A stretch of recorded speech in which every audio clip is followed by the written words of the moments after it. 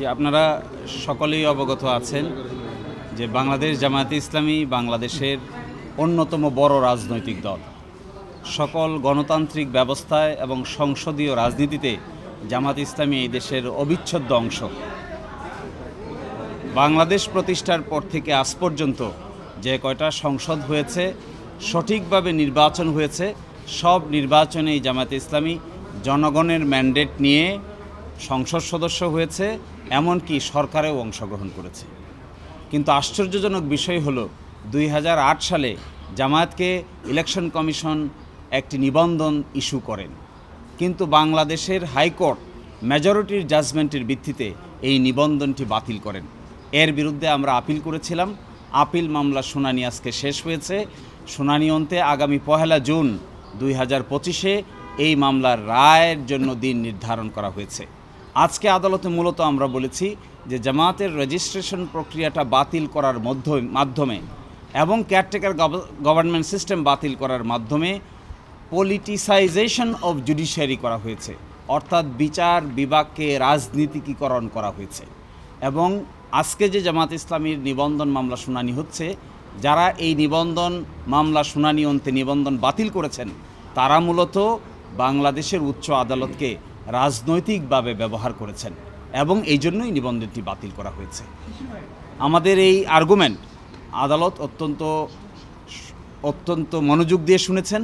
আমরা এক্সপেক্ট করব যে আমাদের এই আর্গুমেন্টের ভিত্তিতে আগামী 1 জুন ইনশাল্লাহ জামায়াত ইসলামী তার নিবন্ধন ফেরত পাবে এবং একই সাথে বাংলাদেশের রাজনীতিতে জামায়াত ইসলামী নতুন উদ্যমে নতুনভাবে মানুষের সাপোর্ট নিয়ে মেজরিটির ভিত্তিতে বাংলাদেশের রাজনীতিতে গুরুত্বপূর্ণ ভূমিকা পালন করবে ইনশাআল্লাহ।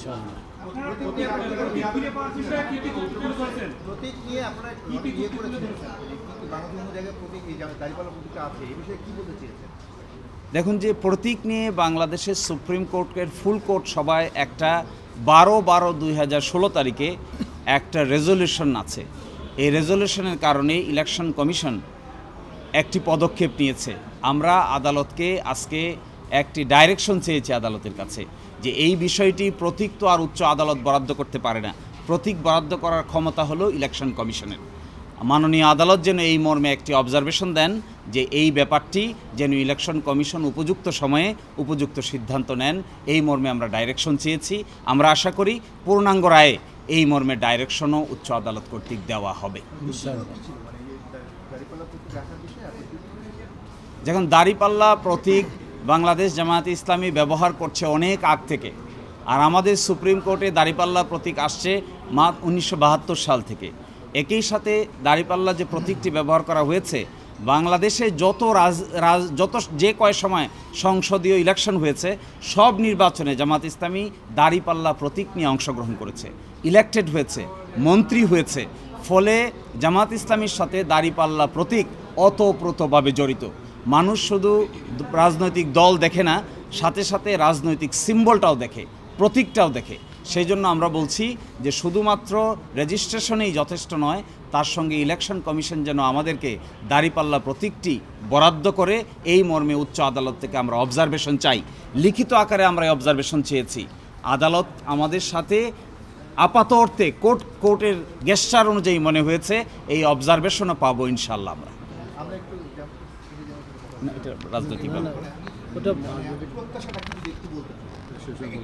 এটা রাজনৈতিকভাবে বলবেন, রাজনৈতিক যখন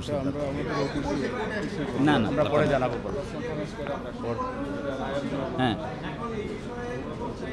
হ্যাঁ, এটা একটা কনফিউশন। ফুল কোর্টের রেজলিউশন কোনো বিচার বিভাগীয় সিদ্ধান্ত নয়, কোনো বিচারিক সিদ্ধান্ত নয়।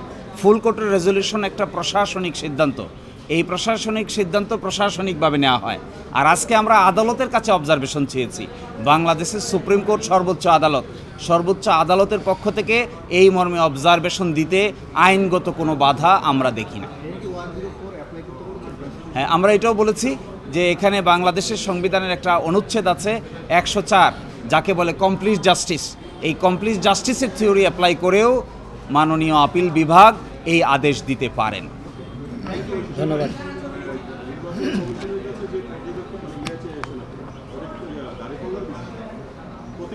যে দুটো জিনিস আজকে যে আমরা যে আমাদের আপিলের তো দুটো বিষয় আপনারা দেখেছেন। একটা হলো জামাত ইসলামীর নিবন্ধন। আমরা আশা করি 1 জুন ইনশাল্লাহ বাংলাদেশ জামাতে ইসলামী তার নিবন্ধন ফিরে পাবেন ইনশাল্লাহ। আমরা এটাও প্রত্যাশা করি আমাদের উচ্চ আদালত এরকম অবজারভেশন দিবেন যে অবজারভেশনের কারণে বাংলাদেশের নির্বাচন কমিশন জামাতে ইসলামীর দাঁড়িপাল্লা প্রতীকও বরাদ্দ দিবেন।